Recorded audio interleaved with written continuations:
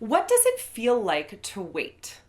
Lately, I've been thinking about how the world of smartphones means that I have fewer and fewer experiences of waiting than I used to.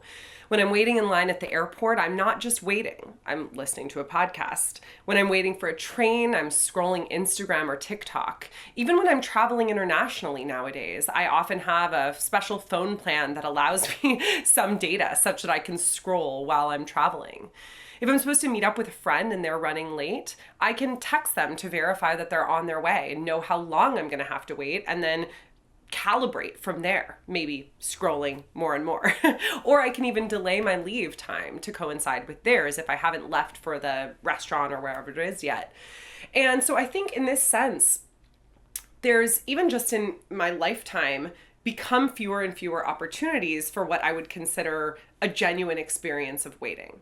Related to this, I think, is an increasing removal of uncertainty from modern life, at least in the US, in a context where many folks do have smartphones or other forms of access to waiting avoidance mechanisms, we might say. I worry that in modern life we become much less comfortable with uncertainty, which I think is like the title of a Pema Chodron book, perhaps. But there's also something really nice about not having that uncertainty, about not having to wonder if my friend got into a car accident when really they're stuck in traffic, right? Because I can just send them a text. And so that removal of uncertainty can be really comforting and, in fact, actually quite liberating, even as it does, I would also say, foreclose certain possibilities. And what are those possibilities that are foreclosed by the absence of waiting? Put differently, what are the opportunities for liberating the mind that waiting opens up? I think waiting has an element of longing or desire baked into it. You are oriented towards something that is not there yet. And this orientation thus is future directed, but also involves this yearning. There's a really amazing essay by the philosopher Imad Shouery from 1972 that offers a phenomenological analysis of waiting. That's the title of the text. And I was so delighted to discover this, which I highly recommend as well, because Shouery writes there that waiting takes us outside ourselves because our time is no longer the space of possibility for us. Instead, when we're waiting, we're just kind of biding our time while waiting for something to happen. He gives the example of Gary, who is waiting for a call from Pat. Pat said that she will call between 4 and 5 o'clock. While Gary is waiting for Pat's call, he picks up a book and he convinces himself that he's really reading during that time, not waiting for Pat. But Shouery says that this is false because Gary is primarily waiting for Pat during this time, not primarily reading. As an example, if Gary's friend comes into the room and asks Gary to go out for drinks with him, Gary will say, "No, I'm waiting for a call." For Shouery, this shows that Gary's presence is conditioned or even determined by Pat's absence. And this means that Gary is alienated from himself, such that time becomes empty for him. Consciousness stands still, Shouery says, and temporarily doesn't exercise its own freedom. And this seems like a pretty negative depiction of waiting, in the sense that waiting is seen as inherently alienating because it involves giving yourself over to time. So waiting consciousness on Shouery's analysis is an alienated consciousness. Shouery literally calls waiting the death of time in consciousness, which sounds particularly depressing if you take Victor Hugo seriously, who says that waiting is life. Hugo thinks that there's really nothing outside of waiting in our lives. But I think there are beautiful possibilities that waiting opens up as well, because it allows our mind to wander and to perhaps come up with different ideas. I want to read you something that I recently wrote for my college, the college where I teach, Pomona College, on the basis of an exhibition that they're doing as part of a catalog. And this was a good opportunity for me to reflect on what I thought was interesting about waiting. As I wait for a friend's knock at the door, I pass the time reading. Consciousness's ability to be in multiple places at once is rarely more obvious. I'm both in my living room and in the world that the book is spinning in my mind. I'm also in that near future in which my friend has arrived, anticipating her arrival at least a little bit every moment. As I wait, I'm always secretly at least a little bit besieged by what I'm waiting for. Yet this irritant on consciousness can also inspire. Walter Benjamin was struck with the idea to write a diagram of his life while waiting for a friend at the Domago Café in Paris. Joni Mitchell spun out in song all the reasons why her lover might not be right for her as she waited for the sound of his car coming up the hill outside her home. Love that song, Waiting for a Car on a Hill. I think we talk about it in one of our Patreon bonus videos for the podcast. Consciousness becomes restless as it vamps in anticipation of something to come, paradoxically freeing the mind to wander. This is one of the reasons I might think twice about scrolling TikTok every time a couple of minutes between events shows up.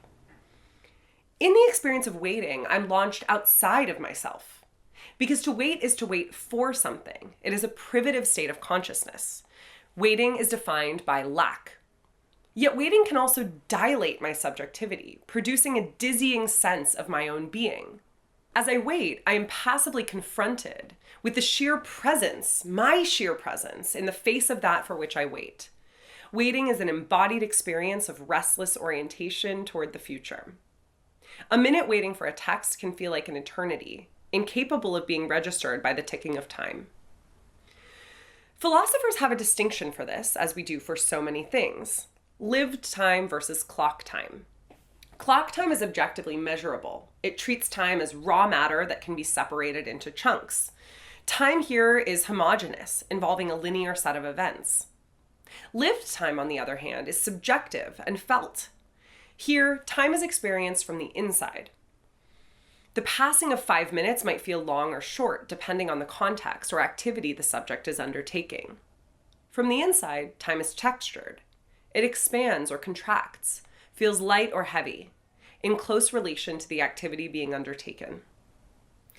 In his book Futurability, Italian philosopher Franco Berardi, known as Bifo, diagnoses a pathology of lived time in our age, calling this sickness dyschronia. The problem, as Bifo sees it, is that capitalism never leaves us with enough time. There's no time to elaborate anything, whether it's the glimmer of a thought or feeling that needs to be set into motion. Thinking requires slowness and a process unfolding from within. Put differently, it requires lived time. Perhaps it also requires waiting. Clock time is essential for a large, organized society like ours. But when it overshadows lived time, something is lost. Clock time is always imposed from without. Otherwise, I wouldn't need to check it. What is lost is the fact that time is, as philosopher Henri Bergson puts it, duration. Duration is the way time is experienced as time rather than as space. Clock time is derivative of lived time. Contemporary life has obscured this order by almost completely displacing lived time by clock time. Capitalism only knows clock time. Treating time as raw matter, capitalism encourages individuals to buy time, save time, fill time, kill time, waste time, as if time were a natural resource. Our daily lives tend to cement this perception further. Turning blank calendars into neat blocks for meals, commutes, and work is a way of regulating time. In such an economy, to wait is to waste. Better to read an article on life hacks or watch a video of a stranger make a tiny cake in a tiny kitchen. Making space for waiting is a way of making space for lived time.